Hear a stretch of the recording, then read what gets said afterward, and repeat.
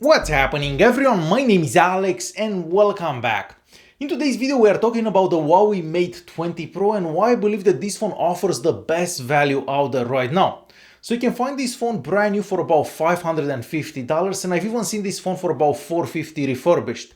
And for that price you cannot find any other flagship, and this is actually a very nice flagship. So the phone was released about 10 months ago and I've been using this particular one ever since it was released. Now, unfortunately, I used it without a case and the phone is slippery, so yes, I did drop it a few times and I have a bunch of scratches on the back and some dings and nicks here and there. But when you're using a phone without a case, you're kind of expecting that. Now, the phone actually feels better than it was released. So after the last update to EMUI 9.1, it actually feels a bit faster than it was before. The cameras have also been improved, and in fact this phone has some of the best cameras out there. And at this time I'm actually gonna say that the cameras on this phone are actually better than the cameras on the P30 Pro.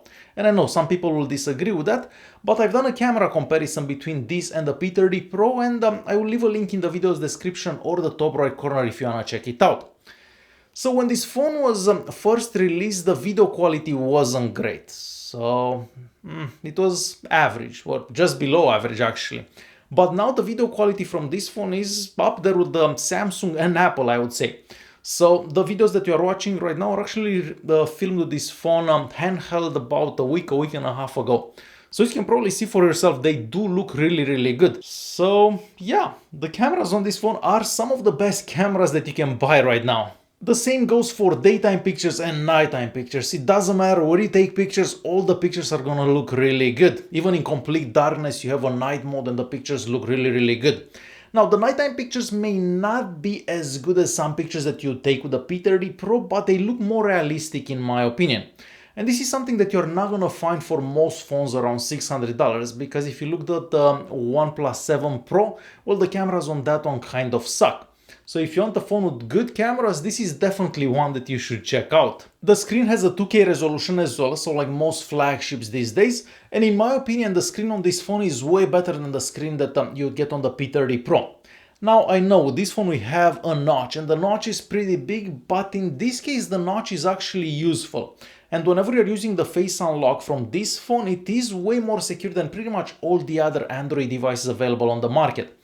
Because with this phone you have the front-facing camera, you have a 3D sensor, and you even have an infrared light, and that means that you can use the face unlocking even in complete darkness. So the face unlocking from this phone is basically more secure and better than most Android devices available on the market. Not to mention that you can kind of hide the notch if you want. Unfortunately, the one thing that hasn't really changed and hasn't really improved is the fingerprint scanner. So after using the phone for so long, I still can put my finger on the fingerprint scanner without actually looking at the screen. And the fingerprint scanner works sometimes, but since the face unlock is so good, I don't actually get to use the fingerprint scanner that often. But I'm assuming that the next generation of the Mate series will get a better fingerprint scanner, because this one was among the first that got an in-screen fingerprint scanner. Now we also have dual speakers, so we have a speaker at the top and one at the bottom, and once again that's better than what we get on the P30 Pro. Not to mention the speakers do sound really good, so you get that as well for about $550. Moving on to the battery life, well, the battery life isn't as good as it used to be when I first started using the phone. So at first I was able to get about 2 days on one charge, but these days I can only get about a day and a bit. So basically every second day I have to charge the phone, but still the phone supports super fast charging, so you can charge it from 0 to 100 in about an hour, which is really good and faster than pretty much all the other flagships out there, like Samsung flagships and so on. So yeah, the battery life is not as good, but still awesome.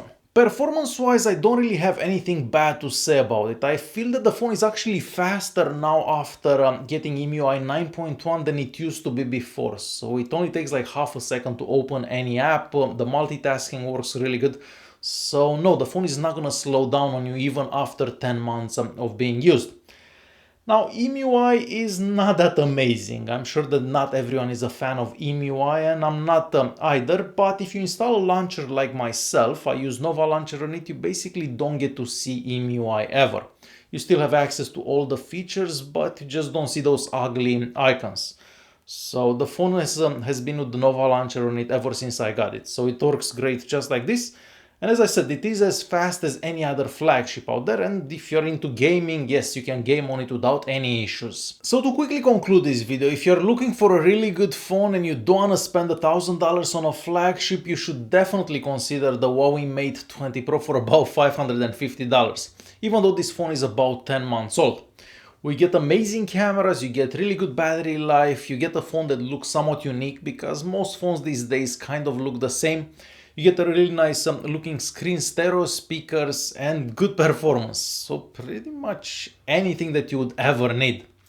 Alright guys, hopefully you enjoyed this video. If you did like it, don't forget to press that like button. If you do have any questions, feel free to leave a comment down below and I'll try to answer your questions. And if not, I'll see you in the next one. Thanks for watching.